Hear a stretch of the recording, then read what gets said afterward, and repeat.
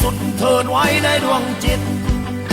พระยารัศดานุประดิษฐ์มหิสาราภักดี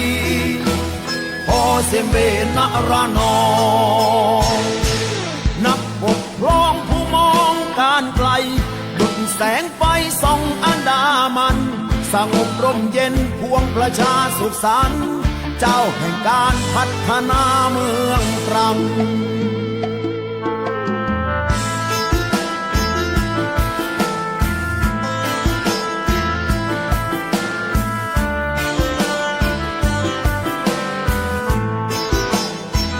เกิดที่ระนองบุตรชายสุนทรของพ่อสุเจียงผู้มีชื่อเสียงมีหน้ามีตาเป็นข้าบดีรู้ในพระเนตรพระกันเสด็จรอห้าแห่งวงจักรีด้วยคุณงามความดีมีให้เห็นจึงตั้งเป็นคุณนาถึงแม่เป็นชาวนาบุตรชายมาเป็นผู้ครองเมืองตราง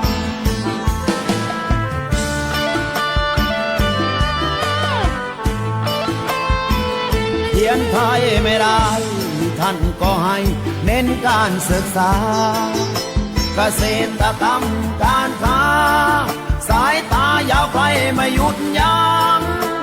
เพื่อการค้ารุ่งเรืองย้ายศูนย์กลางเมืองไปที่กันตางปกครองพัฒนาเมืองตรังไม่ให้ล้าล้างเทียบนานาสากลสั่งก่อไฟสมหินขอพับผ้าเอาน้ำราดแตกเอามาทำถนนเพื่อเป็นทางสัญจรของผู้คนผ่านพัทลุงมุ่งเชื่อมสองเล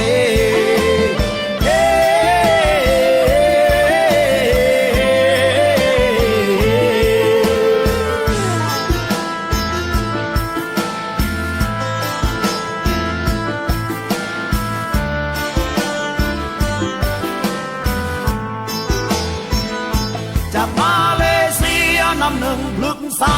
ชื่อยางพารามาปลูกกันตั้งปลูกอนาคตให้คนเมืองตรังบัดนี้สยามกลายเป็นพืชความหวังจากมือบิดาแห่งยางพาราไทยลูกหลานจะจดจำรำลึกสำนึกบุญคุณอันยิ่งใหญ่ด้วยศรัทธาในมหาบุรุษเป็นที่สุดเถิดไว้ในดวงจิตพระยารัศดานุประดิษฐ์มหิสาราภักดีท่านนี้คือบิดาแห่งยางพาราไทย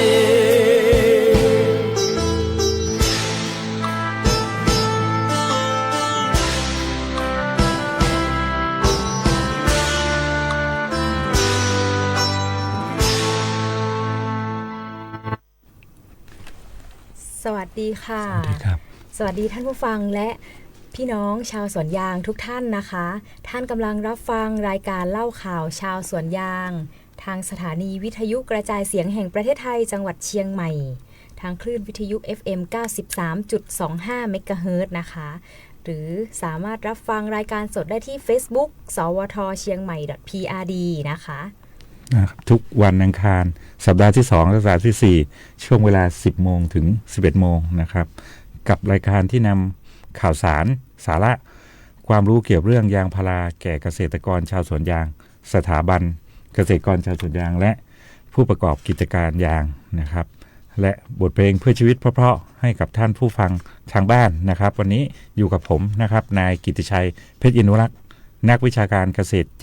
หัวหน้าแผนกพระราชอบรมการยางประเทศไทยจังหวัดเชียงใหม่ครับค่ะและน้องเนมนะคะนางสาวสุภัตราใจจันทรานักวิชาการเกษตร6จากการยางแห่งประเทศไทยจังหวัดเชียงใหม่ค่ะพี่น้องชาวสวนยางหรือผู้ฟังนะคะที่สนใจจะปลูกสร้างสวนยางหรือสอบถามข้อมูลเกี่ยวกับยางพารานะคะก็สามารถติดต่อสอบถามข้อมูลเกี่ยวกับยางพาราได้ที่การยางแห่งประเทศไทยจังหวัดเชียงใหม่นะคะเบอร์โทรศัพท์0531222755หรือทาง Facebook นะคะค่ะการยางแห่งประเทศไทยจังหวัดเชียงใหม่นะครับหรือว่าสามารถโทรเข้ามาขอเพลงนะครับที่ทางรายการนะครับ0532767793นะครับ ช่วงแรกราคายางนะครับ เป็นไงบ้างเนม ราคายางนะคะเป็นราคาประกาศราคากลางเปิดตลาดประจำวันที่ 26 พฤษภาคม 2569 นะคะ เวลา 9 โมง 30 นาทีเช้านี้นะคะ ชนิดยางแผ่นรมควันชั้น 3 ไม่อัดก้อน ราคากลางอยู่ที่กิโลกรัมละ 87 บาท 50 สตางค์นะคะ ราคายางแผ่นดิบคุณภาพดีนะคะ ความชื้นไม่เกิน 3%ราคากลางอยู่ที่กิโลกรัมละ 84 บาท 50 สตางค์นะคะ ราคาน้ำยางสดนะคะกิโลกรัมละ 83 บาท 70 สตางค์ ยางก้อนถ้วย DRC 100% นะคะ ราคากลางอยู่ที่กิโลกรัมละ 72 บาท 60 สตางค์นะคะ และยางก้อนถ้วย DRC 70% นะคะ อยู่ที่กิโลกรัมละ 50 บาท 82 สตางค์ค่ะ ครับส่วนในเรื่องของราคาประมูลยางนะครับเป็นยางคนถ้วยจากของเป็นภาคเหนือเลยนะครับสำนักงานตลาดกลางยางพาราจังหวัดเชียงรายนะครับเอาเมื่อวานก่อนแล้วกันเนาะเมื่อวานมีซื้อขายกันอยู่2 กลุ่มนะครับเป็นราคาซื้อขายเมื่อวันจันทร์ที่5 พฤษภาคม 2569 นะครับกลุ่มแรกก็คือกลุ่มชาวสวนยางคยท.ตำบลท่าสแกนะครับเป็นของการยางพุทธไทยจังหวัดพิษณุโลกนะครับเป็นชนิดยางเป็นยางก้อนถ้วยสดนะครับราคาประมูลได้อยู่ที่43 บาท 29 สตางค์ปริมาณ27 ตันนะครับค่ะส่วนอีกหนึ่งกลุ่มนะคะเป็นกลุ่มรุ่งเจริญพืชผลตำบลวังกวางนะคะเป็นการยางแห่งประเทศไทยสาขาเพชรบูรณ์นะคะชนิดยางพักค้างคืนราคาประมูลอยู่ที่กิโลกรัมละ43 บาท 19 สตางค์ปริมาณยาง15 ตันค่ะรวมของเมื่อวานก็42 ตันนะครับทีนี้ดูราคาของเมื่อวันศุกร์ที่ 22 พฤษภาคม 2569 สักนิดนึงนะครับเป็นราคาประกาศของสำนักงานตลาดกลางยางพาราจังหวัดเชียงรายเหมือนกันนะครับเมื่อวันศุกร์ที่ผ่านมามีซื้อขายอยู่11 กลุ่มนะครับกลุ่มแรกจะเป็นของสหกรณ์การเกษตรชาวสวนยางพะเยาจำกัดนะครับเป็นของการยางไทยจังหวัดพะเยาเป็นชนิดยางเป็นยางพักกลางคืนนะครับราคาประมูลได้อยู่ที่43 บาท 61 สตางค์นะครับปริมาณ16 ตันนะครับกลุ่มที่2นะคะจะเป็นกลุ่มเกษตรกรทำสวนยางพาราสกย.อำเภอแม่ใจนะคะเป็นของการยางแห่งประเทศไทยจังหวัดพะเยานะคะชนิดยางพักค้างคืนราคาประมูลอยู่ที่กิโลกรัมละ43 บาท 71 สตางค์ปริมาณยาง50 ตันค่ะกลุ่มที่3ก็จะเป็นวิสาหกิจชุมชนหนองหล่มยางพารานะครับการยางใส่จังหวัดพะเยาชนิดยางเป็นพักกลางคืนเหมือนกันนะครับประมูลได้อยู่ที่43 บาท 51 สตางค์ปริมาณ13 ตันนะครับค่ะกลุ่มที่4นะคะเป็นกลุ่มเกษตรกรทำสวนยางน้ำหากพลัง3นะคะเป็นของการยางแห่งประเทศไทยจังหวัดพะเยาชนิดยางพักค้างคืนนะคะราคาประมูลอยู่ที่กิโลกรัมละ43 บาท 63 สตางค์นะคะปริมาณยาง20 ตันค่ะกลุ่มที่5นะครับกลุ่มเกษตรกรทำสวนยางพาราอำเภอเชียงม่วนนะครับการยางประเทศไทยจังหวัดพะเยานะครับเป็นยางพักกลางคืนประมูลได้อยู่ที่43 บาท 57 สตางค์ปริมาณ17 ตันนะครับค่ะกลุ่มที่6นะคะเป็นกลุ่มเกษตรกรทำสวนยางพาราเขตปฏิรูปที่ดินตำบลฝายกวางนะคะเป็นของการยางแห่งประเทศไทยจังหวัดพะเยาชนิดยางพักค้างคืนนะคะกิโลกรัมละ43 บาท 57 สตางค์ปริมาณยาง12 ตันค่ะครับกลุ่มที่7กลุ่มชาวสวนยางกยท.บ้านทุ่งกวางหมู่12นะครับการยางประเทศไทยสาขาเชียงของเป็นยางพักค้างคืนราคาได้อยู่ที่43 บาท 76 สตางค์ปริมาณ20 ตันนะครับค่ะกลุ่มที่8นะคะเป็นกลุ่มวิสาหกิจชุมชนกลุ่มชาวสวนยางพาราตับเต่านะคะเป็นของการยางแห่งประเทศไทยสาขาเชียงของนะคะชนิดยางพักค้างคืนกิโลกรัมละ43 บาท 76 สตางค์นะคะปริมาณยาง37 ตันค่ะกลุ่มที่9นะครับกลุ่มสายทุ่งช้างนะครับการยางแห่งประเทศไทยจังหวัดน่านนะครับเป็นยางพักค้างคืนทับ1ชั้นประมูลได้อยู่ที่43 บาท 35 สตางค์นะครับปริมาณเยอะเลยนะครับ237 ตันเยอะมากทีเดียวนะคะค่ะ กลุ่มที่10นะคะก็เป็นกลุ่มยางทองการเกษตรน้ำหนาวเป็นของการยางแห่งประเทศไทยสาขาเพชรบูรณ์นะคะชนิดยางพักค้างคืนอยู่ที่กิโลกรัมละ43 บาท 65 สตางค์นะคะปริมาณยาง20 ตันค่ะนะครับแล้วก็กลุ่มสุดท้ายนะครับกลุ่มที่11กลุ่มเกษตรกรชาวสวนยางบ้านไร่อุทัยธานีการยางแห่งประเทศไทยจังหวัดอุทัยธานีนะครับเป็นยางพักค้างคืนราคาประมูลได้อยู่ที่43 บาท 65 สตางค์นะครับปริมาณยาง11 ตันนะครับ11 ตันนะครับปริมาณยางรวมทั้งหมดก็453 ตันนะครับดูจากราคานะครับเมื่อวันศุกร์แล้วก็ของเมื่อวานนะครับก็ทุกกลุ่มก็43ขึ้นทั้งหมดเลยนะครับเป็นทั้งยางพักค้างคืนทั้งในส่วนของยางสดทั้งในส่วนของยางพักค้างคืนทับ1ชั้นนะครับ43ขึ้นทั้งหมดเลยแต่ว่าที่เหลือก็ขึ้นมากหรือขึ้นน้อยก็แล้วแต่คุณภาพแล้วแต่ระยะทางนะครับราคายางนี่ถือว่าสูงเลยสูงค่ะนะครับถือว่าสูงเลยนะครับ43 บาทกว่าเนี่ยถือว่าสูงเลยนะครับแต่ว่าราคาก็เหมือนจะทรงๆแล้วก็ไม่ขึ้นไม่ลงนะครับแต่ดูทรงๆไม่ขึ้นไม่ลงแต่ว่าถือว่าสูงมากนะครับถือว่าสูงมากนะครับถือว่าเป็นทิศทางที่ดีนะคะเรามาดูเปิดทิศทางยางพาราปี 2569 นะคะเขาบอกว่าเป็นสัญญาณดีมีการปรับตัวอยู่ในแดนบวกนะคะเป็นยังไงบ้างคะพี่หวดเรื่องของปัจจัยหนุนราคายางค่ะเมื่อกี้เราก็เห็นแล้วนะครับว่าราคายางนี้ถือว่าสูงเลยนะครับโดยเฉพาะอันนี้เป็นราคาของภาคเหนือก็ถือว่าสูงเลยนะครับปกติราคาภาคเหนือนี่จะเทียบที่อื่นถือว่าจะน้อยกว่านะครับมี3ปัจจัยนะครับหนุนในเรื่องของราคายางนะครับปัจจัยแรกก็คือวิกฤตพลังงานและก็สงครามนะครับเหมือนกับที่เราทราบกันอยู่นะครับเรื่องสงครามก็จะเป็นเรื่องของราคาน้ำมันในเมื่อราคาน้ำมันยางสังเคราะห์สูงขึ้นนะครับความต้องการของยางธรรมชาติก็จะสูงขึ้นราคายางก็หนุนให้สูงขึ้นนะครับแล้วก็อีกตัวหนึ่งก็คือ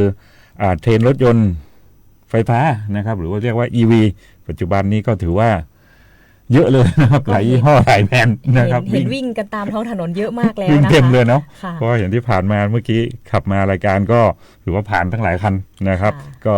อุตสาหกรรม EV นะครับเติบโตความต้องการใช้ยางโดยเฉพาะยางที่เกี่ยวข้องกับรถก็คือยางล้อรถนะครับก็จะเพิ่มขึ้นด้วยเช่นกันนะครับแล้วก็มาตรการ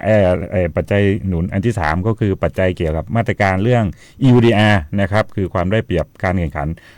ของพร้อมตอบสนองคือประเทศไทยพร้อมตอบสนองต่อกฎระเบียบของ EUDR นะครับก็คือทั้ง3ตัวนี้เป็นปัจจัยหนุนของราคาปี69ทั้งหมดเลยนะครับซึ่งถ้าเรามาดูราคายางนะคะในช่วงของเดือนเมษายนของปีนี้และปีที่แล้วนะคะจะมีความแตกต่างกันเยอะมากนะคะอย่างเช่นน้ำยางสดนะคะถ้าเป็นน้ำยางสดของเดือนเมษายนปีนี้นะคะจะอยู่ที่81 บาท 45 สตางค์ส่วนปีที่แล้วอยู่ที่56 บาท 70 สตางค์นะคะซึ่งก็ถือว่าแตกต่างกันเยอะมากทีเดียวเลยนะคะส่วนราคายางก้อนถ้วยค่ะเมษายนปีนี้นะคะอยู่ที่กิโลกรัมละ62 บาท 72 สตางค์นะคะส่วนราคาปีที่แล้วอยู่ที่55 บาท 33 สตางค์ค่ะและยางแผ่นดิบนะคะยางแผ่นดิบของราคาเดือนเมษายนปีนี้นะคะอยู่ที่กิโลกรัมละ77 บาท 19 สตางค์ส่วนราคาเดือนเมษายนปีที่แล้วนะคะอยู่ที่กิโลกรัมละ64 บาท 62 สตางค์ค่ะส่วนยางแผ่นรมควันชั้น3นะคะปีนี้นะคะเมษายนปีนี้อยู่ที่81 บาท 61 สตางค์นะคะส่วนเดือนเมษายนปีที่แล้วนะคะอยู่ที่กิโลกรัมละ66 บาท 77 สตางค์ค่ะนะครับทีนี้ก็มาดูในเรื่องของความเสี่ยงเฝ้าระวังนิดนึงนะครับในเรื่องของที่จะมีผลเกี่ยวกับยางพารานะครับก็คือปัจจัยแรกก็คือสภาพอากาศแปรปรวนนะครับอะไรนะปีนี้ก็บอกเอลนิโญผลกระทบผลผลิตยางในตลาดแน่นอนนะครับนี่คือในเรื่องของเอลนิโญแล้วก็เรื่องของเศรษฐกิจโลกชะลอตัวนะครับกดดันกำลังซื้อในภาคอุตสาหกรรมนะครับแล้วก็ปัจจัยสุดท้ายก็คือเกี่ยวกับเรื่องของสภาวะเงินเฟ้อนะครับต้นทุนการผลิตรวมทั้งค่าครองชีพที่สูงขึ้นนะครับก ก็เจอกันทุกปีนะคะภาวะเงินเฟ้อนะคะค่ะในเรื่องของการรับมือสถานการณ์ในอนาคตนะคะ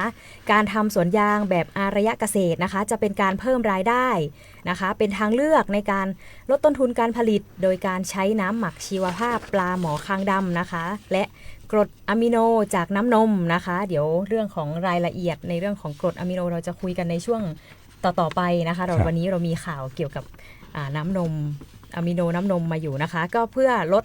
รายจ่ายในครัวเรือนด้วยนะคะแล้วก็เป็นการยกระดับสวนยางสู่มาตรฐานยั่งยืนเพิ่มคุณภาพและอำนาจต่อรองได้ด้วยค่ะเป็นการรับมือในอนาคตนะคะครับที่แน่ๆราคายางก็สูงหลายๆปัจจัยนะครับแต่ว่าอย่างไงก็ต้องดูในเรื่องของเราเรียกต้นทุนในเรื่องของการทำให้สวนยางมีคุณภาพมีความยั่งยืนด้วยนะครับเดี๋ยวพักฟังบทเพลงจากเพื่อชีวิตเพราะๆสักหนึ่งบทงานเพลงนะครับคนไทยหรือเปล่า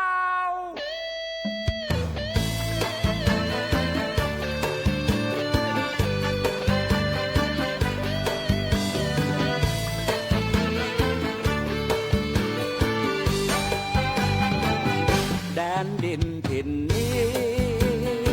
ไม่มีวันที่ไหนรอยยิ้มอุ่นละไม้ทั้งหญิงชายเราราเริงแม้ความทุกข์จะหดท้าวางหวังลุกโชนดังเดิมเสียงกลองยาวและเถิดเถิดปลุกปลอบฝันกำลังใจร้องเพลงปลุกเราจะสู้เพื่อวันใหม่ย้ำเตือนตลอดไปชาติชนไทยสามัคคีมีอภัยให้แก่กันเธอกับฉันเป็นน้องชีเราเกิดร่วมแผ่นดินนี้แสนยินดีที่เป็นไทยคนไหนคนไทยจะรู้ได้ไงถ้ามีน้ำใจและคนไทยแน่นอนใจกล้าใจแกร่งใจสู้กระชอนเพื่อบ้านเกิดเมืองนอนสู้ตายสู้ตาย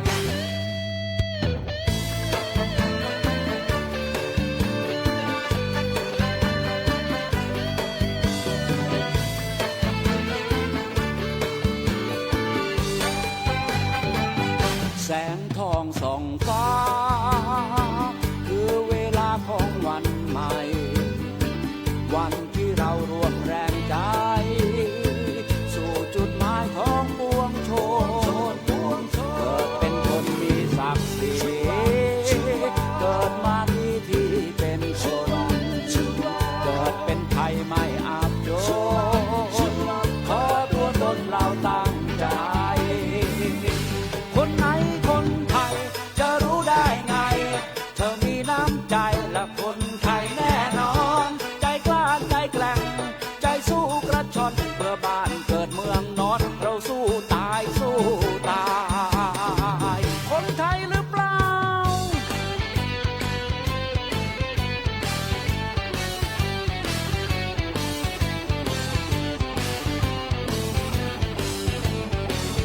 แสงทองส่องฟ้าคือเวลาของวันใหม่วันที่เรารวมแรงใจสู่จุดหมายของปวงชนเกิดเป็นคนมีศักดิ์ศรีเกิดมาที่เป็นคน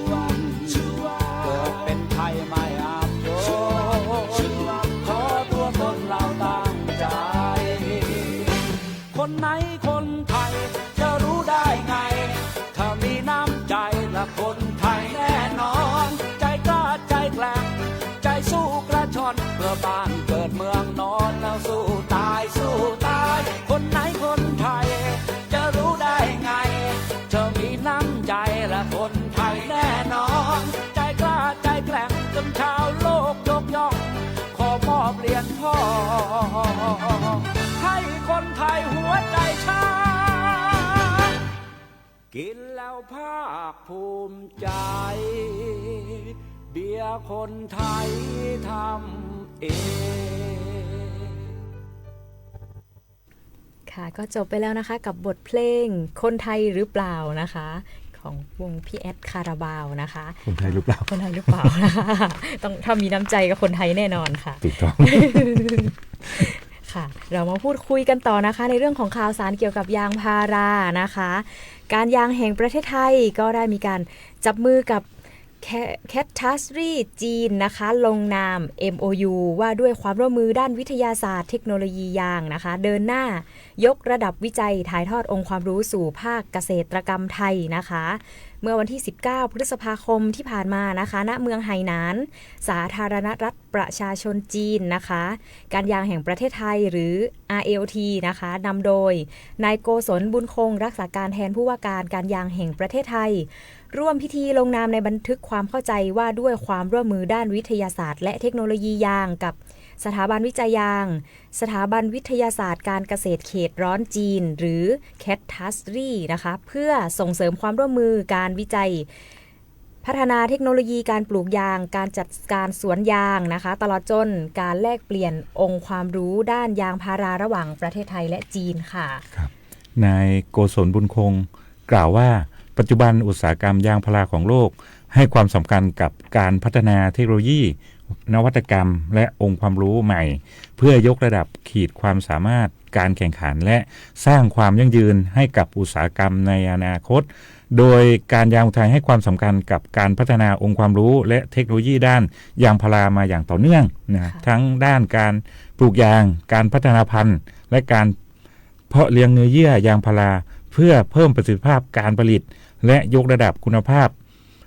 ภาคการเกษตรยางพาราอันนำมาสู่ความร่วมมือระหว่างการยางไทยและแคททัสลี่ในครั้งนี้ซึ่งถือเป็นโอกาสสำคัญในการแลกเปลี่ยนข้อมูลทางวิชาการงานวิจัยและเทคโนโลยีระหว่าง2ฝ่ายเพื่อนำไปสู่การพัฒนาและถ่ายทอดเทคโนโลยีด้านยางพาราอย่างเป็นรูปธรรมทั้งนี้นะคะการยางแห่งประเทศไทยและ CAT t a s r y นะคะก็จะร่วมการขับเคลื่อนความร่วมมือด้านวิทยาศาสตร์และเทคโนโลยียางพารานะคะผ่านการแลกเปลี่ยนองค์ความรู้และการศึกษาวิจัยโดยมีเป้าหมายเพื่อถ่ายทอดเทคโนโลยีและแนวทางการปฏิบัติที่เป็นประโยชน์ต่อเกษตรกรชาวสวนยางนะคะตลอดจนสนับสนุนการพัฒนาอุตสาหกรรมยางพาราของประเทศให้เติบโตอย่างยั่งยืนในระยะยาวนะคะสำหรับความร่วมมือดังกล่าวจะดำเนินการโดยครอบคลุมการประชุมเชิงวิชาการการปฏิบัติงานภาคสนามและการจัดตั้งแปลงทดสอบณศูนย์วิจัยยางของการยางแห่งประเทศไทยนะคะได้แก่ศูนย์วิจัยยางฉะเชิงเซาและศูนย์วิจัยยางสุราษฎร์ธานีนะคะตลอดจนการแลกเปลี่ยนเรียนรู้ระหว่างนักวิจัยของทั้งสองฝ่ายค่ะครับทั้งนี้นะครับการยางไทยมุ่งผลักดันความร่วมมือนี้ให้เกิดเป็นรูปธรรมโดยเชื่อมโยงองค์ความรู้ด้านวิทยาศาสตร์เทคโนโลยีและนวัตกรรมยางพารากับสถาบันวิจัยชั้นนำของต่างประเทศเพื่อพัฒนางานวิจัยให้ใช้ได้จริงในพื้นที่สร้างความเข้มแข็งให้กับภาคเกษตรไทยและต่อยอดสู่การพัฒนายางพาราของประเทศอย่างมั่นคงและยั่งยืนต่อไปนายโกศลบุญคงกล่าวทิ้งท้ายนะครับค่ะนี่ก็เป็นเรื่องของความร่วมมือด้านวิทยาศาสตร์เทคโนโลยีนะคะที่จะเป็นการถ่ายทอดองค์ความรู้สู่ภาคเกษตรกรรมไทยนะคะถ่ายทอดแลกเปลี่ยนนะครับความรู้ที่ได้จากของอะไรนะแคททัสลี่นะครับเป็นสถาบันวิจัยอะไรนะวิทยาศาสตร์ของประเทศจีนนะครับเผื่อเราได้เทคโนโลยีหรือวัฒนธรรมเพิ่มขึ้นบ้างนะครับเดี๋ยวพักฟังบทงานเพลงจากทางรายการสัก1บทงานเพลงนะครับ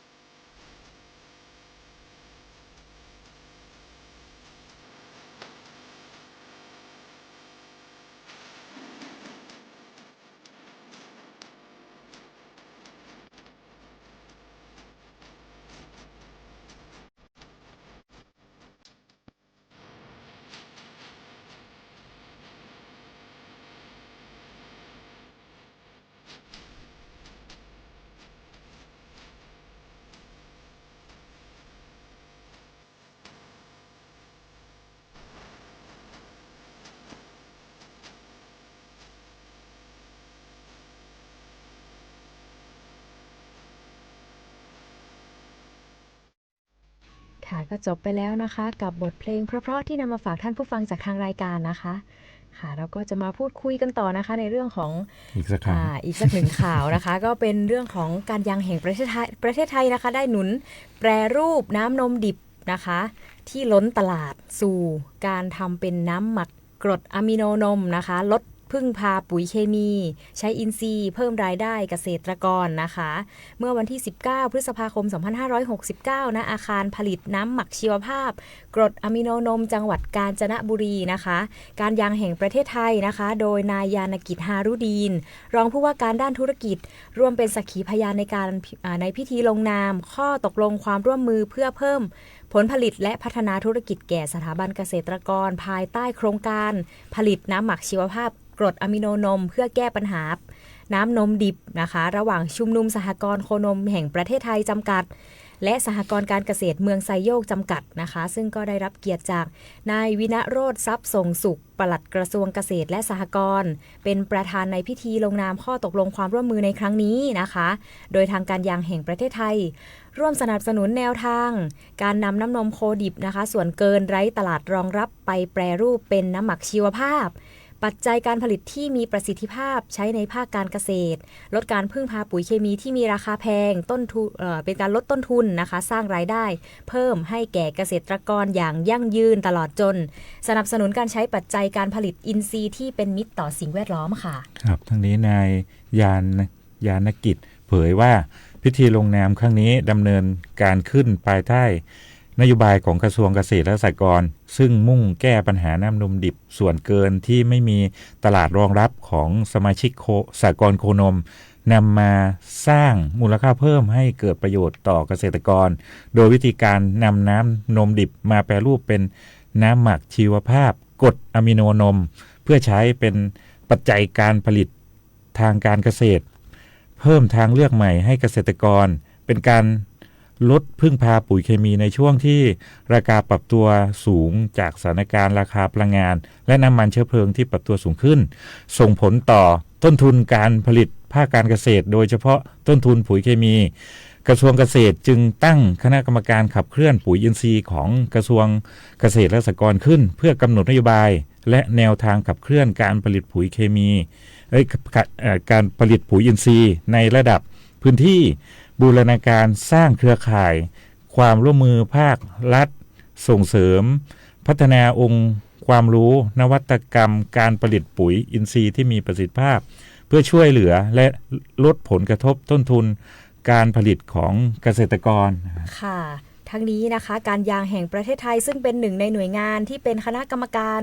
ขับเคลื่อนปุ๋ยอินทรีย์นะคะร่วมสนับสนุนแนวทางการรับซื้อน้ำนมดิบส่วนเกินความต้องการตลาดมาแปรรูปเป็นน้ำหมักชีวภาพกรดอะมิโนนมนะคะโดยครั้งนี้การยางแห่งประเทศไทยก็เข้ามาสนับสนุนและให้คำปรึกษาแนะนำร่วมถ่ายทอดองค์ความรู้เทคโนโลยีนะคะและนวัตกรรมการแปรรูปให้แก่เกษตรกรการเกษตรเมืองไซโยกจำกัดซึ่งก็เป็นสถาบันเกษตรกรชาวสวนยางภายใต้การดูแลของการยางแห่งประเทศไทยนะคะที่จะเข้ามารับผลิตและแปรรูปผลิตภัณฑ์น้ำหมักชีวภาพกรดอะมิโนนมนะคะและการยางแห่งประเทศไทยก็จะหาช่องทางจำหน่ายและกระจายผลิตภัณฑ์ไปถึงมือเกษตรกรชาวสวนยางและเกษตรกรผู้ทำเกษตรต่อไปนะคะก็นับเป็นการเข้าไปแก้ปัญหาน้ำนมดิบส่วนเกินให้แก่สมาชิกสหกรณ์โคนมได้เป็นอย่างดีและยังสร้างรายได้ให้กับสหกรณ์และสมาชิกสหกรณ์การเกษตรเมืองไซโยกจำกัดซึ่งจะมีรายได้จากการผลิตนะคะแปรรูปผลิตภัณฑ์น้ำหมักชีวภาพกรดอะมิโนนมอีกด้วยค่ะครับทางนี้การยางประเทศไทยพร้อมวางแนวทางการกระจายสินค้าเพื่อผลักดันผลิตภัณฑ์สู่ตลาดอย่างเป็นรูปธรรมเพื่อสนับสนุนให้เกิดการพัฒนาและผลักดันการนำผลิตภัณฑ์น้ำหมักชีวภาพกรดอะมิโนนมไปใช้ในภาคเกษตรกรรมให้มากขึ้นลดการนำเข้าปุ๋ยเคมีจากต่างประเทศและส่งเสริมการทำเกษตรตามแนวทางเกษตรอินทรีย์ที่ให้ความสำคัญกับสิ่งแวดล้อมและรายได้ของเกษตรกรอย่างยั่งยืนนะครับถือว่าเป็นทางเลือกเลยนะคะที่จะช่วยลดการพึ่งพาปุ๋ยเคมีในช่วงที่ราคาปรับตัวสูงนะคะในสถานการณ์เช่นนี้ค่ะครับเดี๋ยวช่องทางการตลาดเดี๋ยวค่อยถ้ามันมาเดี๋ยวค่อยประชาสัมพันธ์ให้ทางกับเกษตรกรหรือว่าทางผู้ ผู้ที่สนใจอีกครั้งหนึ่งนะครับ เดี๋ยวพบผลงานเพลงเพื่อชีวิตเพราะๆจากทางรายการอีกสัก1 บทงานเพลงนะครับ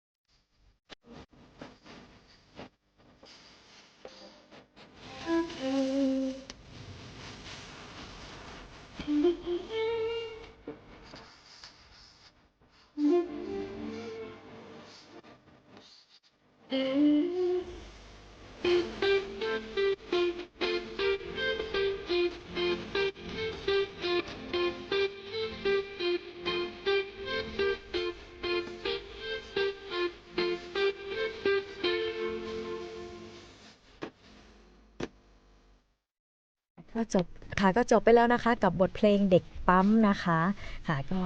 มาต่อกันด้วยข่าวเกี่ยวกับยางพารานะคะเป็นการลงนาม MOU นะคะเพื่อสานต่อความร่วมมือวิจัยยางในเวทีนานาชาติเพื่อที่จะเสริมศักยภาพการแข่งขันนะคะแล้วก็ยกระดับคุณภาพชีวิตชาวสวนยางอย่างยั่งยืนนะคะซึ่งนายโกศลบุญคงนะคะรักษาการแทนผู้ว่าการการยางแห่งประเทศไทยนะคะในฐานะผู้แทนนะคะโดยชอบร่วมลงนามบันทึกขยายระยะเวลาความร่วมมือนะคะกับมหาวิทยาลัยเกษตรศาสตร์มหาวิทยาลัยสงขลานครินทร์ศูนย์วิจัยการเกษตรฝรั่งเศสเพื่อการพัฒนาระหว่างประเทศนะคะและการยางแห่งประเทศไทยนะคะเป็นการลงนามขยายระยะเวลาความร่วมมือนะคะก็ เพื่อที่จะเป็นก้าวสำคัญในการสานต่อการขับเคลื่อนและยกระดับงานวิจัยด้านยางพาราของประเทศไทยนะคะโดยบูรณาการองค์ความรู้เทคโนโลยีและเครือข่ายนักวิจัยทั้งในประเทศและต่างประเทศนะคะซึ่งก็มุ่งเน้นการส่งเสริมงานวิจัยคุณภาพสูงเกี่ยวกับระบบเกษตรยางพาราและวัสดุยางธรรมชาตินะคะเพื่อตอบโจทย์เป้าหมายการพัฒนาตามลำดับความสำคัญของประเทศนะคะรวมไปถึงการส่งเสริมการสร้างทีมวิจัยที่เข้มแข็งและยั่งยืนระหว่างนักวิทยาศาสตร์ไทยฝรั่งเศสและอาเซียนนะคะเพื่อสนับสนุนให้นักวิจัยมีสภาพแวดล้อมที่เอื้อต่อการสร้างสรรค์ผลงานวิจัยและได้รับการยอมรับในระดับนานาชาตินะคะรวมไปถึงการสร้างศักยภาพบุคลากรด้านการวิจัยและพัฒนายางพารานะคะเพื่อเพิ่มขีดความสามารถในการพัฒนาองค์ความรู้เทคโนโลยีและนวัตกรรมด้านยางพาราอย่างยั่งยืนนะคะซึ่งจะเป็นการสร้างประโยชน์สำคัญต่อภาคยางพาราตลอดจนการวิจัยในระดับนานาชาติอย่างต่อเนื่องนะคะซึ่งในฐานะการยางแห่งประเทศไทยนะคะที่เป็นฐานะหน่วยงานหลักในการบริหารจัดการยางพาราทั้งระบบของไทยพร้อมสนับสนุนบุคลากรนะคะองค์ความรู้และการดำเนินงานด้านวิชาการอย่างเต็มศักยภาพเพื่อส่งเสริมการวิจัยพัฒนาเทคโนโลยีนะคะและนวัตกรรมด้านยางพาราให้สามารถตอบโจทย์การพัฒนาประเทศเพิ่มขีดความสามารถในการแข่งขันและยกระดับคุณภาพชีวิตของเกษตรกรได้อย่างมั่นคงและยั่งยืนค่ะก็เป็นการสานต่อความร่วมมือนะคะการวิจัยในเวทีนานาชาตินะคะอีกเรื่องนึงนะครับก็คือในเรื่องของ4สัญญาณเตือน4สัญญาณเสียงนะครับเฝ้าระวังการแพร่ระบาดของโรคนะครับโดยเฉพาะยิ่งโรคใบจุดกลมแล้วก็มีในเรื่องของเกี่ยวกับโรคใบร่วงที่เกิดจากเชื้อไฟโทปโทรานะครับที่ในสวนยางนะครับก็ให้เราเฝ้าระวังนะครับถ้ามีเขาเรียกว่ามีฝนตกติดต่อกัน3ชั่วโมงต่อวันนะครับตกติดต่อกัน3วันขึ้นไปนะครับหรือว่ามีอากาศชื้นมากอบอ้าวไม่มีแดดนะครับในสวนยางนะครับใบยางเปียกชื้นต่อเนื่องเกิน8ชั่วโมงต่อวันนะครับแล้วก็มีอุณหภูมิเฉลี่ยประมาณ25องศานะครับพวกนี้มันจะอบอ้าวแล้วก็เป็นเขาเรียกอะไรนะมันจะทำให้เกิดเชื้อการระบาดของเชื้อได้นะครับซึ่งมีแนวทางเฝ้าระวังและป้องกันนะครับถ้าเราเจอนะครับก็คือฉีดพ่นสารป้องกันกำจัดเชื้อราเช่นคาร์เบนดาซิมทีบูโคนาโซเมื่อฝนหยุดหรือสภาพอากาศเปิดนะครับแล้วก็หมั่นสำรวจสวนยางสังเกต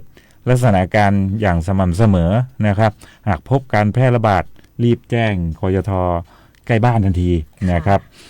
แล้วก็ช่วงฝนตกต่อเนื่องอากาศชื้นจัดนะครับควรเพิ่มความถี่ในการสำรวจสวนยางเพื่อเฝ้าระวังและติดตามการเกิดโรคอย่างใกล้ชิดนะครับอันนี้ก็ช่วงเข้าสู่เข้าฝนแล้วนะครับเมื่อกลางเดือนที่ผ่านมานะครับก็ต้องเฝ้าระวังนะครับเพราะว่าโรคนี้ก็ในเขตของเชียงใหม่ในเขตของจังหวัดเชียงใหม่แม่ฮ่องสอนลำพูนเองก็ยังไม่มีรายงานว่าพบเกี่ยวโรคใบจุดกลมนะครับซึ่งปีที่ผ่านมาก็มีแค่ในเรื่องของใบร่วงที่เกิดจากเชื้อไฟโทปโทรานะครับซึ่งมีระบาดอยู่ในหลายๆพื้นที่นะครับก็ถ้าปีนี้อากาศมันเหมาะสมที่เชื้อมันก็สามารถที่จะระบาดได้อีกนะครับค่ะเชื้อนี้ก็ทำให้ผลผลิตของต้นยางลดลงนะคะมีประชาสัมพันธ์เพิ่มไหมครับค่ะในส่วนของข่าวประชาสัมพันธ์นะคะก็จะเป็นในเรื่องของผลิตภัณฑ์ยางนะคะผลิตภัณฑ์ยางหมอนยางพาราที่นอนยางพารานะคะผลิตภัณฑ์ยางเพื่อสุขภาพนะคะท่านผู้ฟังที่สนใจก็สามารถสอบถามเข้ามาได้ที่การยางแห่งประเทศไทยจังหวัดเชียงใหม่นะคะเบอร์โทรศัพท์0531222755ค่ะนะครับหรือว่ามีเกี่ยวเรื่องของการช่วงนี้เป็นในช่วงของการปลูกยางนะครับเป็นการปลูกยางก็จะมีในเรื่องของจะสอบถามเกี่ยวกับเรื่องของการปลูกสร้างสวนยางนะครับเกี่ยวพันธุ์ยาง เกี่ยวกับการเลือกแหล่งต่างๆนะครับเกี่ยวกับอีกตัวหนึ่งนะครับภาคเหนือก็ถือว่าสำคัญเยอะนะครับคือเรื่องของการวางแนวนะครับการวางแนวปลูกหรือว่าการทำขั้นบันไดหรือว่าทำแนวเขาเรียกแน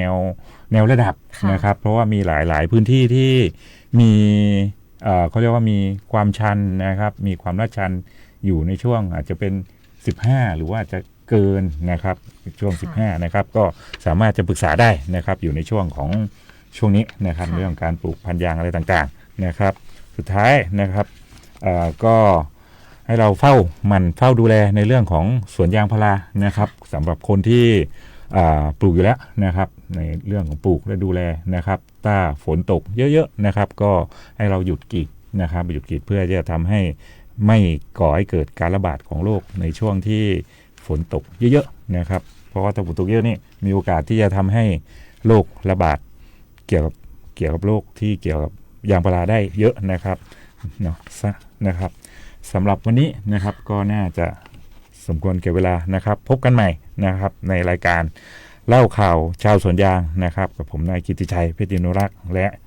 นะครับค่ะน้องเนมนางสาวสุภัตราใจจันทรานะคะก็ต้องขอตัวลาท่านผู้ฟังไปนะคะกับบุญนำเพลงเพื่อชีวิตเพราะว่าเพลงสุดท้ายจากรายการนะครับสวัสดีครับสวัสดีค่ะ